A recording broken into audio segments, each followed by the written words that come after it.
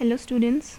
So this is our next topic, multitasking operating system, or we can say time sharing system. ठीक है, so far we have studied about multi-programming system and batch processing operating system. तो आज हम जो पढ़ रहे हैं it is a slightly different concept.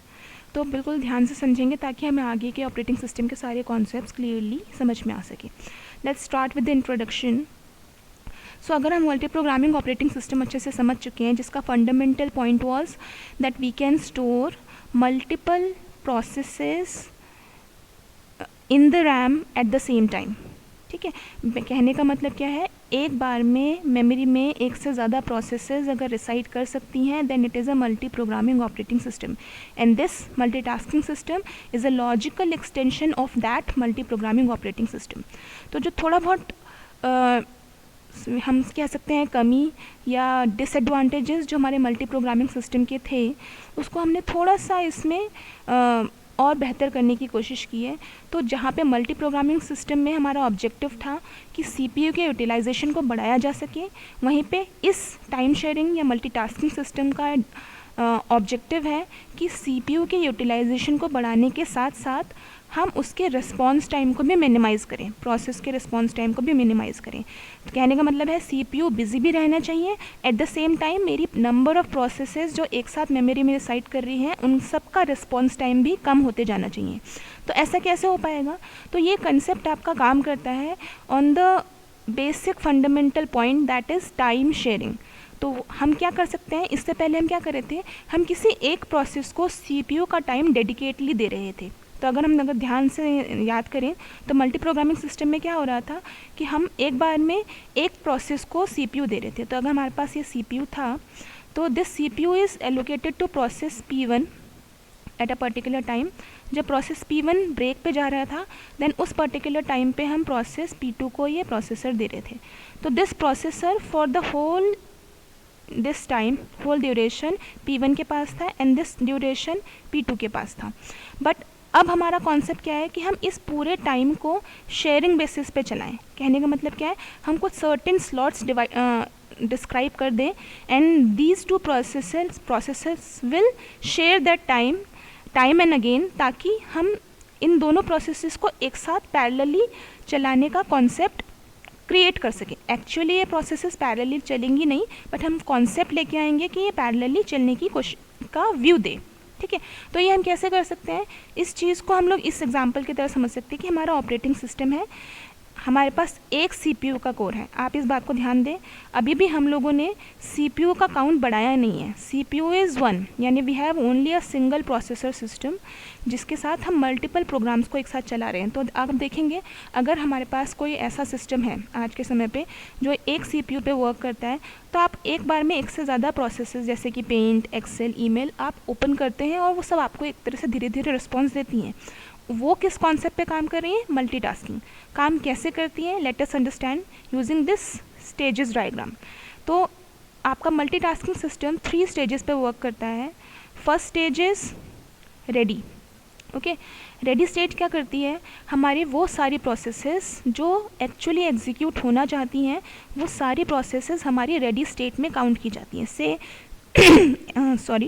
से we have 5 number of processes जो मेमोरी में रिसाइड कर रही हैं and they want to execute.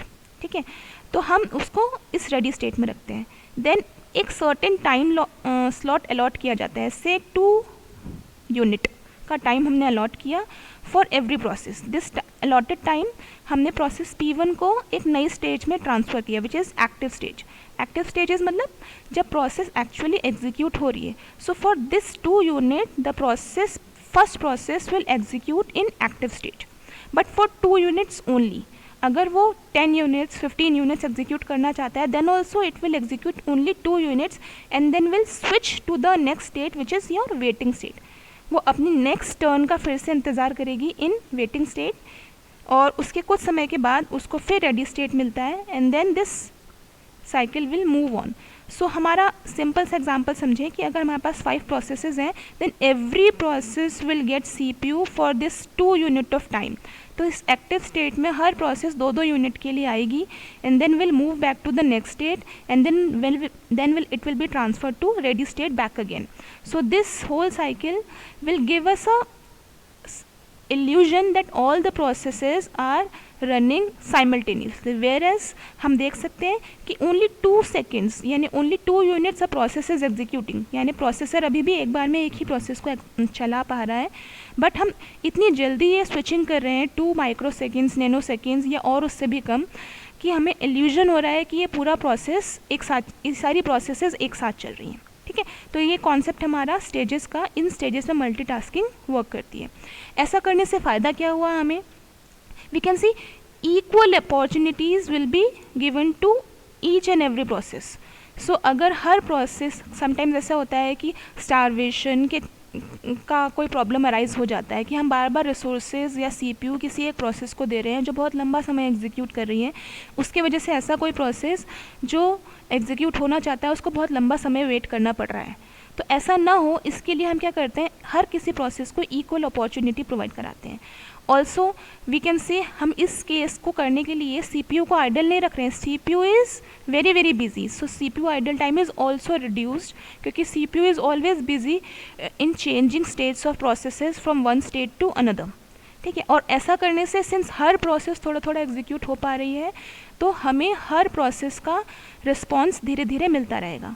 तो हर कहने का मतलब क्या, अगर कोई प्रोसेस, अगर पहले हमारे पास मल्टीटास्किंग से पहले अगर 3 प्रोसेसेस एग्जीक्यूट हो रही थी एंड उनका रिस्पॉन्स टाइम अगर 4, 5 और 7 यूनिट्स था, तो now after using multitasking system we can reduce those response time by 2, 3 और 4. ओके, सो ये हमारा कुछ एडवांटेजेस हैं, but still the problems are always there. तो कुछ प्रॉब्लम्स हमारी अभी भी रिसाइड करती हैं, कुछ डिसएडवांटेजेस हमारे मल्टीटास्किंग सिस्टम के. पहला डिसएडवांटेज जो हमें समझ में आता है is reliability problem. There are multiple switches. ठीक है, जिस फ्रॉम मतलब एक स्टेट से दूसरे स्टेट में जाने को हम कहते हैं कॉन्टेक्स्ट स्विच, एंड ये कॉन्टेक्स्ट स्विच बहुत ज़्यादा हैं. फॉर जितने ज़्यादा नंबर ऑफ प्रोसेसेस होंगे उतना ज़्यादा ये कॉन्टेक्स्ट स्विचेस होंगे. ऐसे में एक रिलायबल सिस्टम डिज़ाइन करना is a task, is a property, it is a disadvantage. एक रिलायबल सिस्टम को बना पाना, मेंटेन करना एक बहुत बड़ा टास्क हो जाता है. ठीक है, also there will be a problem of memory management. हर प्रोसेस बार बार जब स्विच करता है तो उसके रिस्पेक्ट में मेमोरी को भी हमें स्विच करना पड़ता है. कोई प्रोसेस किसी दूसरी प्रोसेस के मेमोरी को एक्सेस ना कर पाए, इस चीज़ को इंश्योर करने के लिए कॉम्प्लेक्स एल्गोरिदम्स हमें इम्प्लीमेंट करनी पड़ेंगी with respect to memory management. So इस तरह के स्ट्रक्चर को इम्प्लीमेंट करने में complexity with respect to algorithms या शेड्यूलिंग बढ़ जाती है. Then data communication problems. Each process needs to communicate with the next और द प्रीवियस प्रोसेसेस, तभी हम इस साइकिल को मेंटेन कर पाएंगे. तो एक एडिशनल टास्क हमारा बढ़ जाता है ऑफ कम्युनिकेशन. ना अब हम दो टॉपिक्स ऑलरेडी पढ़ चुके हैं, multi programming and multitasking. Let us differentiate between them. So first we have multi programming system, जिसको हमने कल पढ़ा था. Both of the type of operating system uses single processors. So here we have a single CPU, here also we have a single CPU. ठीक है, तो ये तो सिमिलैरिटी हो गई. Context switching is used in multi programming. Context switching is what, अगर पहला process execute हो रहा था एंड वो ब्रेक पे गया, दैन दूसरे प्रोसेस को हमने चांस दिया, दिस इज कॉन्टेक्स्ट स्विचिंग. ठीक है, यही कॉन्टेक्स्ट स्विच यहाँ पे भी होता है जब हम एक स्टेट से दूसरे स्टेट में प्रोसेसेस को ट्रांसफ़र करते हैं. बट यहाँ पे कॉन्टेक्स्ट स्विच के साथ साथ टाइम शेयरिंग भी होता है. जैसा भी हमने देखा था, हमने सीपीयू के पूरे टाइम को भी मल्टीपल प्रोसेसेस में शेयर किया rather than giving the whole time to one process. Okay, then ये पॉइंट से मैंने आज का टॉपिक स्टार्ट किया था. Objective of multi programming system is to create a CPU utilization structure. CPU ज़्यादा यूटिलाइज हो सके, इसके लिए हमने मल्टी प्रोग्रामिंग सिस्टम बनाया था. Whereas for in multitasking CPU utilisation के साथ साथ हमारा ऑब्जेक्टिव होता है रिस्पॉन्स टाइम को मिनिमाइज करना. ठीक है, देन नेक्स्ट डिफरेंस है switching occurs when currently running processes stops. Multi programming में क्या होता है, जब प्रोसेस 1 चलना शुरू करता है और बंद करता है, then only process 2 will enter. ठीक है, but here in multitasking system the switching will be automatic. तो प्रोसेस 1 अपना टाइम शेयर स्लाइस जो गिवन है उसको एग्जीक्यूट करने के बाद स्विच होगा ही होगा, चाहे वो चलना अपना एग्जीक्यूशन कंप्लीट कर चुका हो, चाहे उसका एग्जीक्यूशन रिमेनिंग हो, उसको स्विच होना ही पड़ेगा. ठीक है, next and last difference is in a multi programming system it is implement एक प्रोसेस जब रुकेगा तभी आप दूसरे प्रोसेस को मौका दोगे, whereas it is a complex structure to create a multitasking system. Okay, I hope this lecture is clear. Thank you.